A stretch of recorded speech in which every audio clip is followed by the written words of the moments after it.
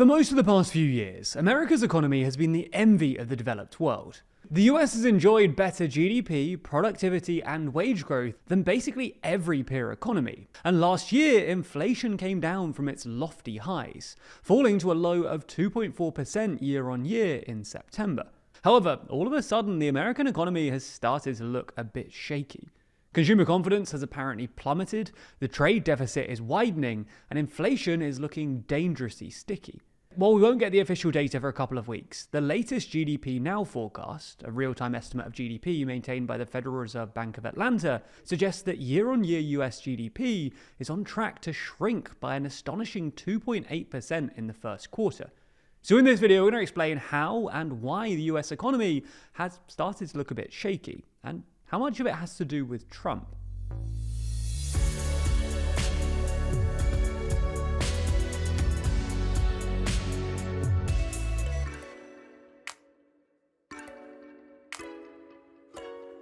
Do you have questions about TLDR's bias? Watch us respond to your criticisms in a dedicated criticism response video. It's linked in the description. So, let's just get straight into it. Explain why the Atlanta Fed thinks that the US is on the brink of a recession, if not in one already. In short, GDP is usually defined as the sum of four components: consumer spending, private sector investment, government spending, and net exports. And most of these have declined recently. The biggest drop has apparently been in net exports, which is defined as exports minus imports. This is largely because the US has seen a steep increase in imports, presumably as a consequence of what's known as front-loading. Essentially, businesses are anticipating more tariffs in the future, so they're importing all the stuff that they need now, i.e. front-loading, before the tariffs kick in. This means more imports without a corresponding increase in exports, which mathematically implies a lower value for net exports. This has all been exacerbated by the strength of the dollar at the moment, which has risen as investors expect tariffs to both invite further interest rate hikes and cripple other currencies, which has allowed the US to import more stuff. Now, to be fair, this is sort of what you'd expect before tariffs come into place, so it's not necessarily something that the current administration should really worry about. However, this isn't the only thing bringing the Atlanta Fed's GDP figures down. The other big thing in their data is the collapse of consumer spending, which was previously really quite strong in the US, and had probably been the main reason that the US outperformed other developed economies over the past few years. According to the Atlanta Fed's latest estimate, year-on-year consumer spending growth is basically zero, down from about 2% last year. This is consistent with other data we've seen from the University of Michigan and the Conference Board, who run the two most popular surveys of consumer sentiment in the US. The University of Michigan's monthly survey, for instance, found that consumer sentiment dropped steeply in February, largely because consumers' inflation expectations, i.e. how much they expect prices to rise over the next 5 years, are currently the highest they've been since 1995. The Conference Board survey found a similarly steep decline in consumer confidence in February, in large thanks to a steep decline in their so-called expectations index, which is based on consumers' short-term outlook for income, business, and labor market conditions. Somewhat ominously, the Conference Board survey notes that for the first time since June 2024, the expectations index was below the threshold of 80 that usually signals a recession ahead. Surveys of business confidence aren't much better either. The ISM Manufacturing Index, for instance, which basically measures how well American manufacturing companies are doing, found that US manufacturing stagnated in February and was only kept afloat by the front-loading of imports we mentioned earlier. What makes all of this even more precarious is that an ever-increasing fraction of consumer spending is being driven by the richest Americans. According to analysis by Moody's, the top 10% of earners now account for an unprecedented 50% of consumer spending. Given that overall consumer spending is stagnant and the bottom 90% are accounting for an even smaller fraction of it, this implies that 90% of Americans are already basically in a recession. One of the other consequences of this is that it means that the stock market actually really matters. Usually when people say that the stock market isn't the real economy, they're right. But when the richest Americans are keeping the American economy afloat, the stock market does sort of become the economy.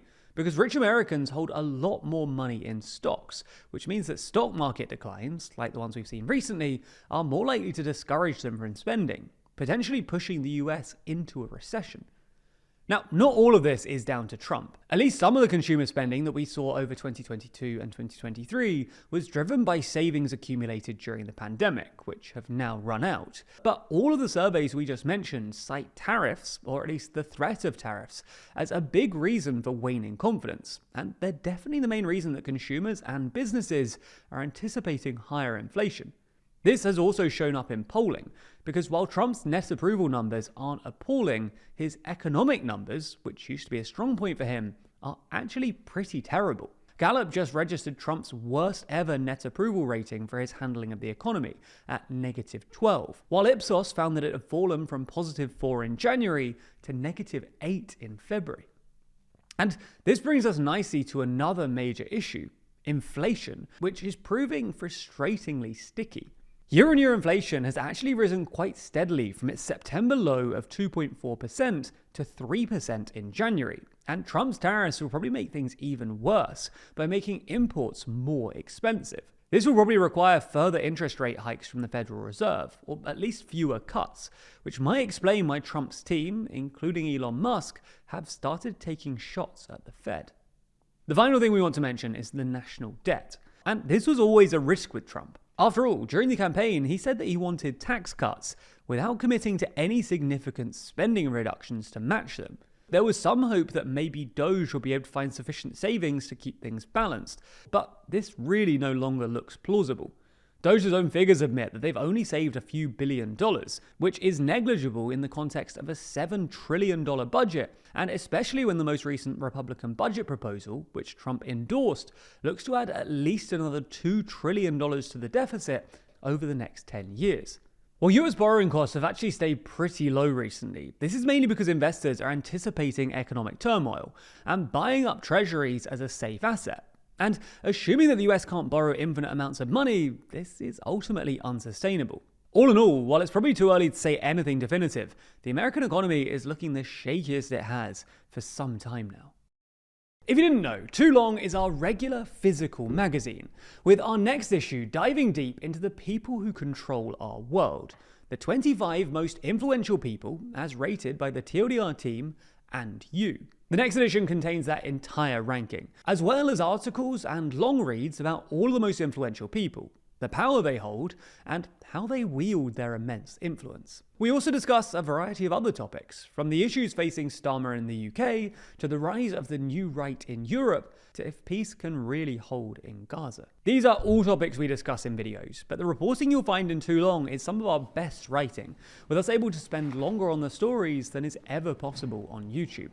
If you're interested in checking it out and supporting the channel, then you can pre-order a copy right now at toolong.news. There you'll find two versions of the magazine, the standard and the premium editions. By buying the premium edition, you not only get the magazine, but you also get about 2 hours of exclusive content where the team debate and discuss their top 25 ranking, as well as reacting to the audience's vote for the very first time. We could potentially have a monumental jump on our hands. Yeah. Hands up for leapfrogging into 6th. The most powerful European country, the second biggest economy, the nuclear power that is... The nuclear power! Yeah. You'll also get regular access to our behind-the-scenes podcast, The Bullpen, and get your name printed in the thank you section of the magazine.